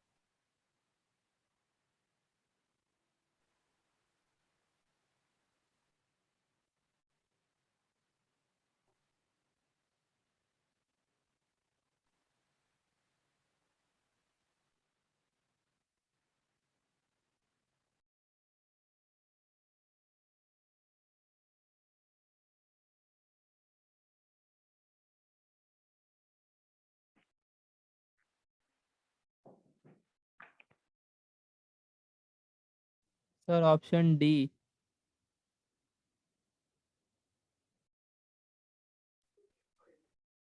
तुम लोग का यही प्रॉब्लम है बेटा, पूछ सर कुछ सर जवाब ये है देता। सर।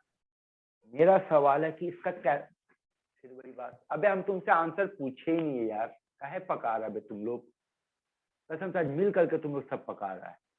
डेल्टा यू का वैल्यू निकालना, यही है ना? तो डेल्टा यू का मतलब क्या हो जाएगा, delta H minus delta N G R T, और हाँ। डेल्टा एच का वैल्यू होगा -3271, और डेल्टा जी खुद माइनस में निकला है, प्लस है। को माइनस में बैठाएंगे तो ये प्लस हो जाएगा। हाँ। 1.5 इंटू 8.314 इंटू 10⁻³ इंटू 300। मेरे को इसका आंसर बोल कितना आ रहा है?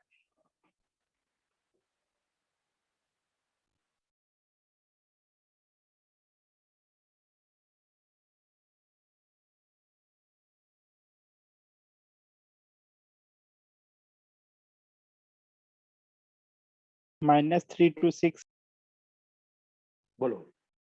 -367 -327.587, 587 जो भी है ये ऐसी कुछ आ रहा है ना? Yes sir. Printing mistake, option A में -3267 होगा ये। क्लियर है बेटा यहाँ तक? हाँ सर। तो बोल करेक्ट आंसर बोल।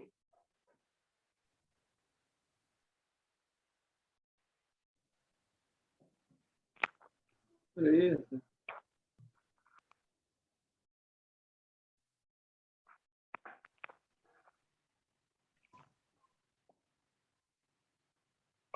पूरा समझ आया?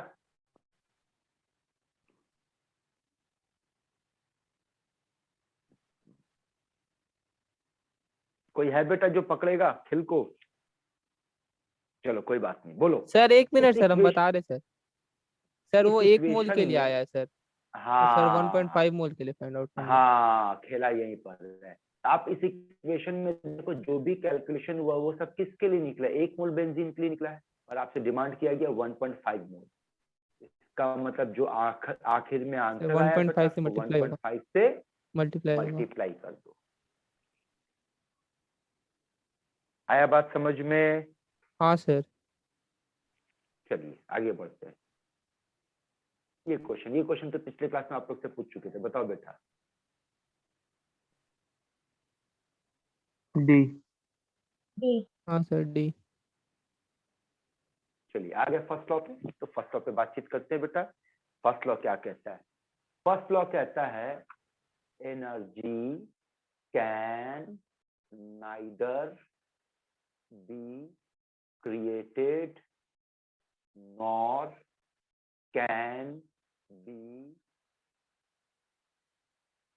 डिस्ट्रॉयड। That's all. ये आपका आंसर है फर्स्ट लॉ। पढ़े हैं बेटा ये फॉर्मूला हम लोग पहले कभी? हाँ सर। हाँ सर।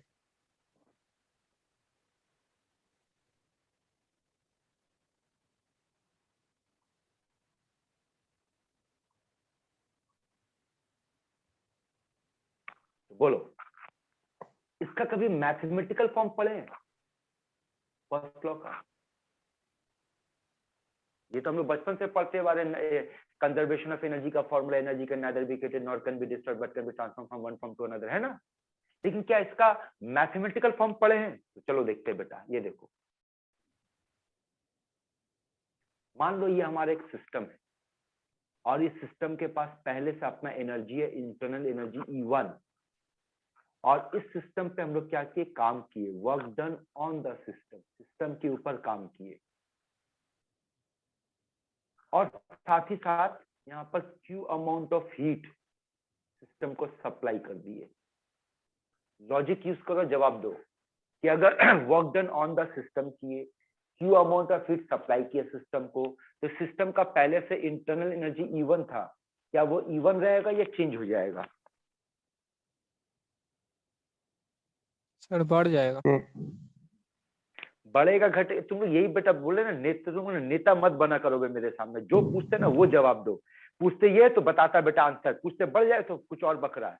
जब नेता वाला हरकत होता है, नेता से कोई भी सवाल पूछो, जो सवाल पूछोगे बेटा वो छोड़ करके बाकी सब जवाब देता है नेता। मेरे पास नेतागिरी मत किया करो, जो पूछेंगे उतना जवाब दो। इंटरनल एनर्जी E1 सेम रहेगा या बदल जाएगा?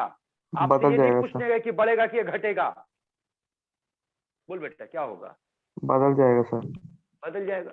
मान लो वो चेंज होकर के हो गया E2, ठीक है। अच्छा एक और सवाल, अगर आप work done on the system है तो इसका मतलब बोलो तो वर्क डन का साइन क्या होना चाहिए? पॉजिटिव। पॉजिटिव। पॉजिटिव। और अगर हीट सप्लाई किए सिस्टम को तो हीट का साइन क्या होना चाहिए? पॉजिटिव।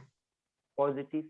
तो can I say that E2 as per first law of thermodynamics, first law of thermodynamics ये कहता है कि एनर्जी कंजर्व्ड होगा, एनर्जी चेंज नहीं होगा। तो क्या ये मैं कह सकते हैं कि final internal energy E2 must be equals to E1 plus Q plus W, yes हाँ सर। सर। है ना? और हाँ अगर सर। E1 को लेफ्ट साइड में ले लेंगे तो क्या बन जाएगा? E2 minus E1 is equals to Q plus W, हाँ सर। ठीक है। और यहाँ पर E2 माइनस E1 का मतलब क्या लिखेंगे? बोलेंगे ये तो स्टेट फंक्शन, इसको डेल्टा ई कर देंगे डेल्टा ई। Plus W। ये आपका फर्स्ट लॉ ऑफ थर्मोडायनेमिक्स का फॉर्मूला बेटा, delta E equals to Q plus W। समझा रे बबलू? हाँ सर। लेकिन लेकिन लेकिन यहाँ पे कुछ फेर बदल है, उस पर ध्यान देना। सोचो तो, अगर हम लोग जो अभी कैलकुलेशन किए, जो एजम्पशन करके किए, अगर उसको हम लोग ये माने होते कि work done by the system, तब ये फॉर्मूला क्या बनता? Q minus W। Q minus W ना। अगर हम ये मान के चलते हीट सप्लाई की जगह heat withdraw, W minus Q। हाँ सर W माइनस। साइन बदल जाएगा, है ना? हाँ अब जो बताने जा रहे हैं उस पर ध्यान रखना। फॉर्मूला लेकिन आप बेटा यही यूज करना, जितना भी क्वेश्चन पे जो भी बोल दे फॉर्मूला यही लिखना, delta E is equal to Q plus W। बस वैल्यू बैठाने के टाइम पे सोच लेना कि इसको प्लस लेना या माइनस लेना है, और इसको प्लस लेना या माइनस लेना। फिर से रिपीट कर रहे हैं, फॉर्मूला बैठाने के टाइम पे प्लस माइनस मत लेना। कब प्लस माइनस डिसाइड करोगे?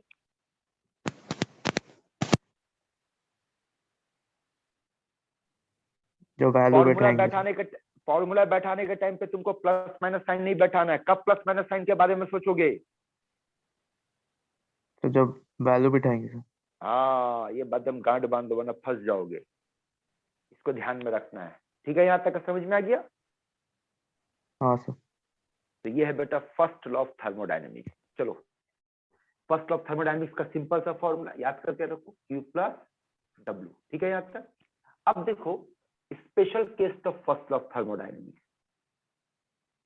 और फर्स्ट लॉ ऑफ थर्मोडायनेमिक्स को दोबारा से पढ़ेंगे, दोबारा से पढ़ने जा रहे थे, फॉलो करना। Delta E is equal to Q plus W। देखो कुछ फॉर्मूला तैयार होने जा रहा, फॉलो करना। बोलो बेटा, अगर आपसे कहा जाए आइसोथर्मल प्रोसेस, तो बोल बेटा आइसोथर्मल प्रोसेस का मतलब डेल्टा ई का वैल्यू क्या होगा? 0। 0। तो अब हमारा फॉर्मूला ये बन जाएगा, देखो तो, Q equals to minus W या W equals to minus Q। हाँ सर। अब अगर बात करते एडियाबैटिक, तो बोल एडियाबैटिक का मतलब हम Q किसको is equals to zero 0. लेंगे? Q equals to 0। तो ऐसे मामले में मेरा फॉर्मूला क्या Del बनेगा? equals to delta W. W। ये सब, ये भी फर्स्ट लॉ है बेटा, ये भी फर्स्ट लॉ है। बोलो, ये फर्स्ट लॉ आइसोथर्मल कंडीशन में, ये वाला फर्स्ट लॉ Adiabatic condition में. एडियाबैटिक कंडीशन में। अगर आपके सामने कंडीशन रखते, बोलो आइसोकोरिक, सर तो W कौन 0 zero? होगा. और W 0 हो जाएगा, इसका मतलब डेल्टा ई इक्वल्स टू क्यों? यहाँ तक समझ में आया? हाँ सर. आप में से कोई बताएगा थोड़ी देर पहले इंटरनल एनर्जी का पहला लाइन क्या है? आपको पढ़ाए थे, बोले थे याद रखने के लिए। What is internal energy? Sir constant volume. क्या constant volume? Heat content of system in constant volume. हाँ सर। यही है ना? हाँ सर. हाँ सर। एक तो जो बात वहां लिखा गया वही चीज यहाँ दिख रहा है। What is internal energy? देखो तो, बोल सकते हैं इंटरनल एनर्जी किसके बराबर दिख रहा है? हीट के बराबर दिख रहा है कि नहीं? बोल। हाँ हाँ सर. सर। और कब दिख रहा है? Constant volume. एडियाबैटिक और आइस। आइसोकोरिक। आइसोकोरिक का मतलब क्या हुआ? Constant volume. हाँ, थोड़ी देर पहले जो आपको डेल्टा ई का डेफिनेशन दिखाया था बेटा, वो दरअसल में फर्स्ट लॉ ऑफ थर्मोडायनेमिक्स का ही एक रूप है कि इंटरनल एनर्जी जो होता है वो हीट एनर्जी के बराबर होगा, लेकिन इस कंडीशन पे कांस्टेंट वॉल्यूम। इसलिए कई बार हम लोग छोटा सा नीचे वी लिख करके छोड़ देते हैं। आओ अगला प्रॉपर्टी पे बात करते हैं। बोलो आइसोबारिक में किसको कांस्टेंट, कौन जीरो होगा? कोई नहीं सर। यहाँ इन तीनों में से कोई नहीं है ना, हाँ सर। ये तीनों तो एक एक बार कर जीरो कर दिए। तो आइसोबारिक कंडीशन पे अब देखो खेला कैसे पलटने जा रहा। आइसोबारिक कंडीशन पे आपका जो फॉर्मूला है delta E is equal to Q plus W, ये वैसे ही रहेगा। अब इसको मॉडिफाई करने वाले देखना। और आइसोबारिक कंडीशन पे वर्क डन का फॉर्मूला क्या पढ़ते हैं? माइनस पी डेल्टा वी ना बेटा। हाँ सर। अब अगर इस डब्ल्यू को यहाँ बैठा देंगे तो बोल डेल्टा ई का फॉर्मूला क्या हो जाएगा? Q minus P del V. P del V. और हम लोग एक फॉर्मूला पढ़े थे delta H is equal to delta E plus P del V, याद है ये आइडियल गैस के हाँ लिए? सर। अब अगर डेल्टा ई का वैल्यू यहाँ पुट करेंगे तो बोलो क्या लिखेंगे? Delta H is equal to delta E के जगह पे क्या लिखेंगे? Q minus P delta V plus और P del V. Plus P delta V. Cut गया ये। तो बोल डेल्टा एच किसके बराबर आया? क्यों? ये भी हीट के बराबर, लेकिन किस कंडीशन पे? Isobaric constant pressure. Constant pressure पे। तो याद करो यही दोनों तो डेफिनेशन बताए थे कि इंटरनल एनर्जी भी हीट हाँ होगा सर। लेकिन कांस्टेंट प्रेशर वॉल्यूम पे, और एंथैल्पी भी हीट को रिप्रेजेंट करेगा लेकिन कांस्टेंट कांस्टेंट प्रेशर पे। प्रेशर पे। क्लियर है? हाँ सर। हाँ सर। चलिए क्लियर है तो स्प्राइट पे बात करते हैं। पढ़ो इस क्वेश्चन को।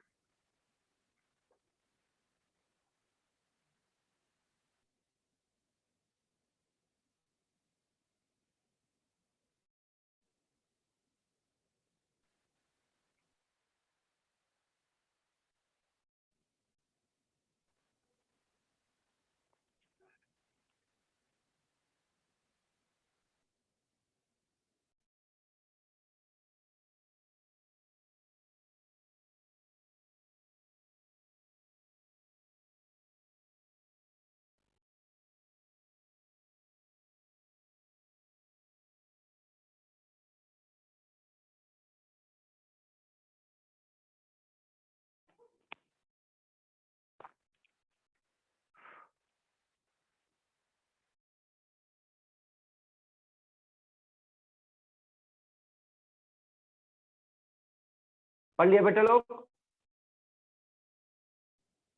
हाँ सर। चलिए ध्यान से देखो, ठीक है। अब डेटा बनाने जा रहे, फॉलो करना। तो देख, तो V1 दिया हुआ 377 मिलीलीटर, फाइनल वॉल्यूम दिया हुआ 177 मिलीलीटर, और प्रेशर का वैल्यू दिया हुआ 1520 टॉर।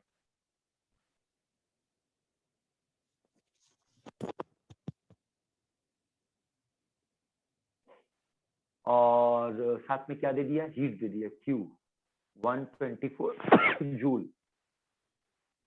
पढ़ो डेटा, पढ़ो डेटा, पढ़ो डेटा, पढ़ो। हाँ सर। और मांगा क्या बेटा आपसे? Delta E. तो डेल्टा ई का वैल्यू हो जाएगा Q प्लस डब्ल्यू, हाँ सर। है ना? Q तो दिया हुआ है, तो निकालना क्या बच हाँ गया? सर। W। अच्छा अब बताओ पी डेल वी। Q का साइन क्या होगा यहाँ पे, प्लस या माइनस? क्वेश्चन पढ़ के बताओ। Sir minus. माइनस। माइनस होगा, है ना? माइनस होगा, तो ये माइनस साइन पे रखते हैं। और W का फॉर्मूला क्या होगा बेटा मेरा? Minus T V2 minus V1, है ना? हाँ सर। हाँ सर। अब नियम से बात करते हैं। बोल बेटा लोग क्या सिखाए थे नियम की? जब इस तरह का क्वेश्चन को सॉल्व करने बैठेंगे तो प्रेशर को किस यूनिट पे रख के कैलकुलेट करेंगे? Atoms. Atmosphere. ATM. ATM. ATM में।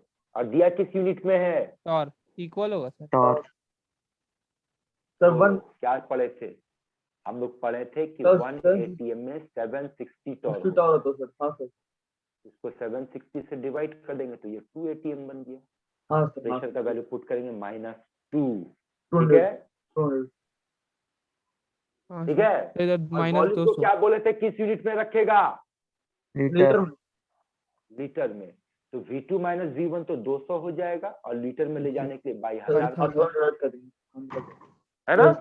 हाँ सर हाँ सर तो इसका मतलब मेरा आंसर कितना आ रहा बोल, माइनस 0.04 सर 0.4 0.4। हाँ सर 0.4 यूनिट बोल क्या होगा इसका, litre sir atmosphere litre ATM हाँ सर है ना। हाँ लेकिन सर क्योंकि मेरा हीट जूल में है तो वर्क डन को भी जूल में लाना होगा, और पढ़ाए थे कि 1 लीटर एटमॉस्फेयर जो होगा वो 101.3 जूल के बराबर होगा। इसका हाँ। मतलब मेरा वर्क डन क्या हो गया, माइनस 0.4 इंटू 101.3, ये वर्क डन हो गया हाँ सर है ना। अब अगर इसको मल्टीप्लाई करते तो बोल बेटा कितना आएगा, 101.3 40.52 0.4 तो 40.52 तो माइनस 40.52 जूल में आ गया आंसर। अब चलो सॉल्व करते हैं, वैल्यू को बैठाते हैं। तो बोलो बेटा delta E equals to Q का वैल्यू -124 -40.5 और यहाँ पर माइनस सर माइनस 40.52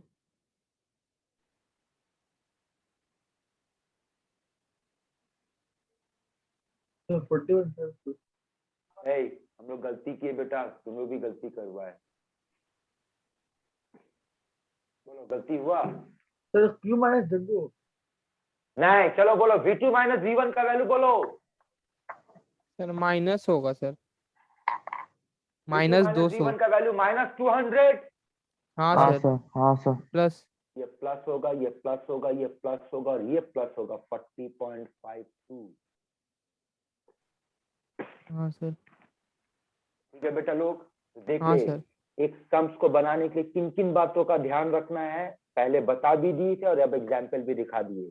यूनिट को कैसे ध्यान में रखना है, कब प्लस माइनस का साइन ध्यान में रखना है, समझ में आ रहा है बेटा लोग खेल। हाँ हाँ सर सर चलिए पढ़िए इस क्वेश्चन को।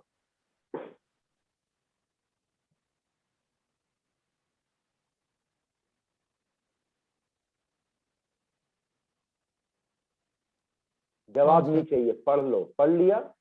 हाँ सर अब मेरा सवाल का जवाब दो कि अगर एक सिस्टम थर्मली इंसुलेटेड है तो इसका क्या मतलब निकलेगा। सर टेम्परेचर कांस्टेंट होगा सर हाँ सर कांस्टेंट है हाँ हाँ सर सर अबे एडियाबैटिक होगा ना। हाँ सर हाँ सर हाँ सर ये सोचो तो कहानी याद आ रहा तुम लोग को पढ़ाने, थर्मोकोल का बक्सा में एडियाबैटिक, हीट अंदर बाहर नहीं जाएगा, क्या पड़ेगा बे, सारा चीज सोच तो कहानी बना बना के पढ़ाए बेटा। यकीन मानो अगर सच में बेटा इतने बेसिक लेवल से भी पढ़ाने के बाद अगर आप इसको मेहनत फॉलो नहीं कर रहे हैं बहुत बुरी तरह फंसोगे, स्पेशली वो जो सीरियस है। फिर से बोलो जो फांकीबाज है बेटा एकदम टेंशन मत लेना, कोई टेंशन मत लेना बेटा। फांकीबाज लोग आप लोग बिंदास टेंशन फ्री रहो, मस्ती में खेला कूदी करो। मेरा सारा गुस्सा उन लोगों पे है जो सीरियस है, आप लोग बिंदास है बेटा, टेंशन लेने का नहीं। तुम तो टेंशन देने वाला बंदा में से तुम लोग घर वालों को टेंशन दे दो। अच्छा देखे तो चलो तो एक थोड़ा सा छोटा सा सर्वे करते हैं यहाँ पर, देखे देखिए सर्वे का क्या रिपोर्ट आता है।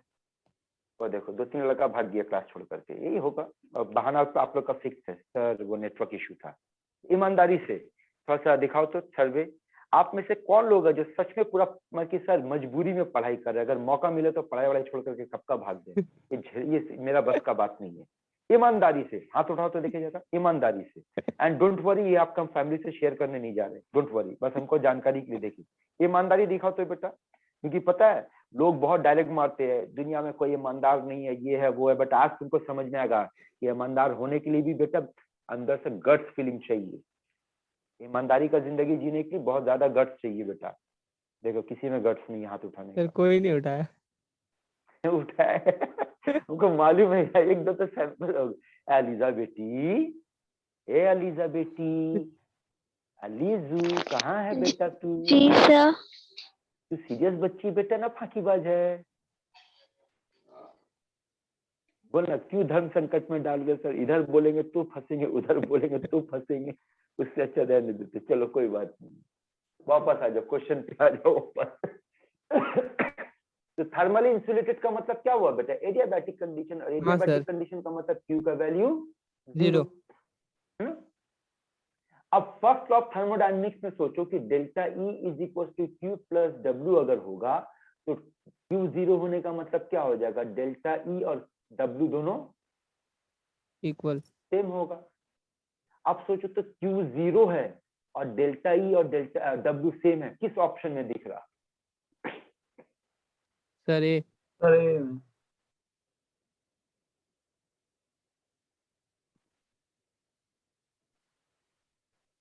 आया समझ में? हाँ सर। देख रहे सब छोटा छोटा बेसिक फंडामेंटल से। यकीन मान बेटा थर्मोडायनेमिक्स आपको इजी लगने लगेगा, बशर्त जो फंडामेंटल आपको याद रखने बोले अगर उसको आप याद रख पाओ। बोलो।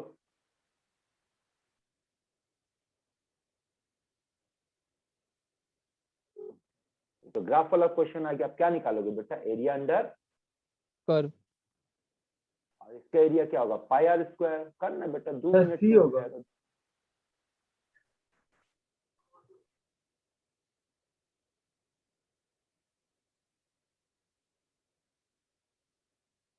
और बेटा लोग ट्राई करो, जल्दी करो। देख हम बैठ कर आर्टिस्ट बने हुए, एक से एक डिजाइन बना रहे, जल्दी जल्दी कर। Formula design. याद आएगा। बोलेगा नहीं बोलेगा, छोड़। Sir option C. सी। है ना बेटा, पाई आर स्क्वायर है। हाँ सर हाँ। पाई दिया हुआ, आर का वैल्यू देख यहाँ से यहाँ 20 है, 10। इसका मतलब आर का वैल्यू 10 होगा, 10 का स्क्वायर हो गया, खत्म। हाँ सर। चलिए ये सब क्वेश्चन अभी आप लोगों के लिए नहीं है, तो सुनो आज यहीं तक। अगला क्लास का टॉपिक देख ले बेटा, क्या शुरू करने जाएंगे, हीट कैपेसिटी। ठीक है।